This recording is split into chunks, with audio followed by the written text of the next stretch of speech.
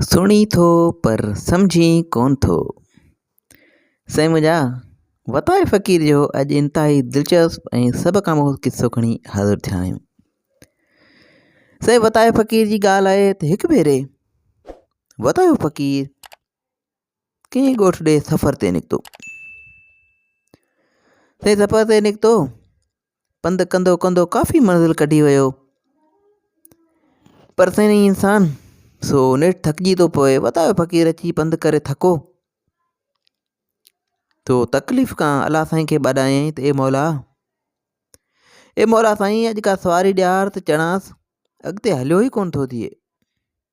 सफ़ा हली हली थकिजी बेज़ार थी पियो आहियां। साईं मुंहिंजा रब पाक खे वताये फ़क़ीर ॿाॾायो, अञा थोरो ई अॻिते मस हलियो त इतफ़ाक़ अहिड़ो थियो। साईं वतायो फ़क़ीर अञा थोरो अॻिते मस हलियो त हिकिड़ो अहिड़ो इतफ़ाक़ थियो जो वतायो फ़क़ीर छा ॾिसे त हिकु पुलिस वारो आहे जेको अॻियां बीठो आहे ऐं गस झले बीठो आहे।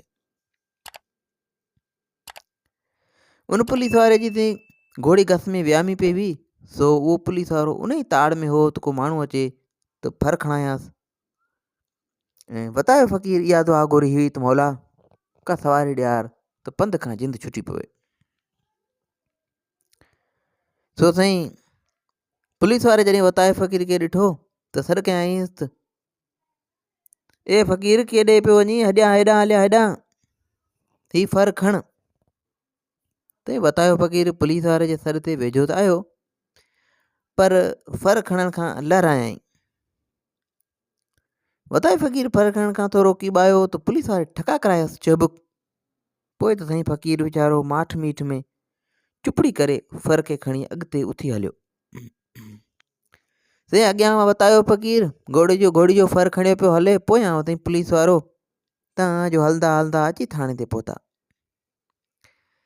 साईं थाणे ते अची पहुता ऐं वताये फ़क़ीर घोड़ी जे फरड़े खे उते लाथो ऐं जॾहिं पुलिस वारनि खे इजाज़त ॾिनो त हाणे जॾहिं जो आई तॾहिं वञ, तॾहिं साईं वतायो फ़क़ीर खिली टहक ॾियणु लॻो। पुलिस वारे पुछियसि छा ॻाल्हि आहे, छो थो खिली? पुलिस वारे जिन ॻाल्हि ते वतायो फ़क़ीर वेतर खिलणु लॻो ऐं मथे निहारे ख़ुदा पाक खे चवणु लॻो ते रब पाक, ए ख़ुदा पाक तूं सुणी त थो, सुणी सभु कुझु थो, पर सम्झी कोन थो। पुलिस वारे चयसि आख़िर छा ॻाल्हि आहे, छो पियो रब पाक खे ॾुरापा ॾीं? वताये फ़क़ीर चयो सुणी थो पर सम्झी कोन थो। वताये फ़क़ीर चयो त मूं रब पाक खां घोड़ो घुरियो हो त मौला का सवारी ॾियार, को घोड़ो ॾियार त पंध खां जिंद छुटी पवे ऐं घोड़े ते चढ़ी वञी मंज़िल ते पहुचां।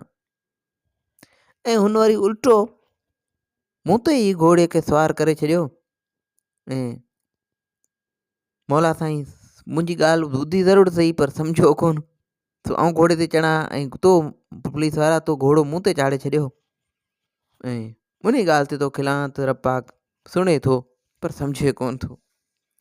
साईं मुंहिंजा वताये फ़क़ीर जूं ॻाल्हियूं साईं इंतिहाई नसीहत भरियूं हूंदियूं आहिनि। सो उमेदु आहे इन ॻाल्हि जो मक़सदु तव्हांखे सम्झ में अची वियो हूंदो।